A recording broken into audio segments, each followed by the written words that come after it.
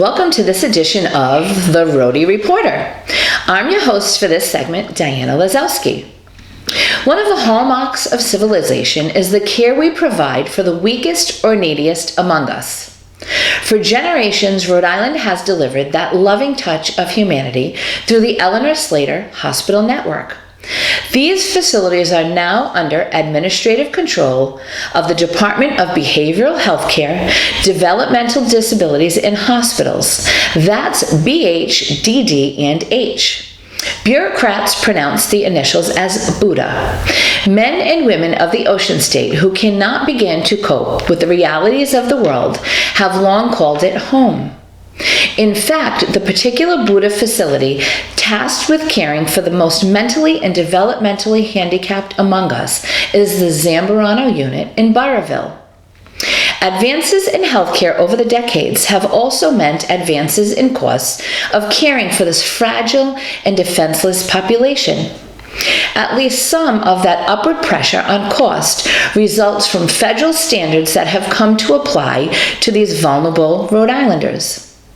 Today, these are standard practices that must be used to care for the disabled, but that static state budget that funds the care can't cover all of them.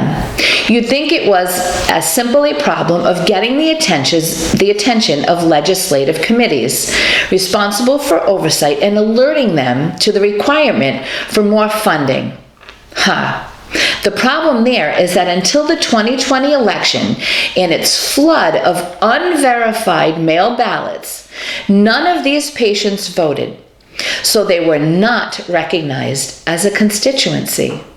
Now, Buddha is faced with an exodus of medical staff. Doctors swear an oath to first do no harm. When funding limits begin bringing that harm, these professionals can no longer sign off on the care of their patients. Staff contraction causes its own brand of deviation from specifications. It's no surprise that doctor-patient ratios have become atrocious. So, what did Catherine Parra, director of the embattled state agency, do? This week, she resigned her position and moved back into the private sector.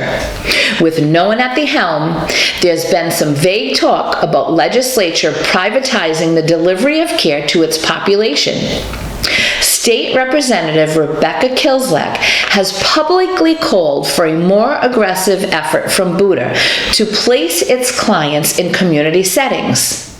One wonders if Ms. Kilslak was prompted to take this position by the budget writing the committee. Clearly, she doesn't understand the problem. As a medical professional myself, I'd remind the honorable member that individuals who cannot read, write, or talk, who are not cognitive enough to dress, bathe, or feed themselves, are not good candidates for foster care or assisted living. But don't take my word for it.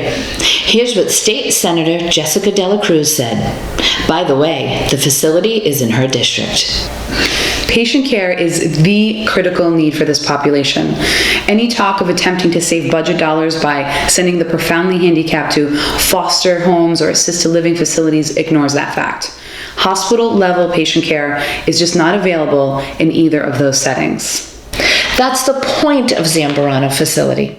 It cares for the most difficult cases of disability. That care costs money, and the budgetary indifference to the state's responsibility in these cases has created a crisis that is about to demolish the remains of a once proud public system of care for the most vulnerable among us. Frankly, folks, I was about this close to dialing 911 to demand an emergency wellness check by state police to the Rhode Island budget process. Happily, just before recording this segment, word came that the McKee administration had put a formal hold on the budget cuts to the Eleanor Slater network.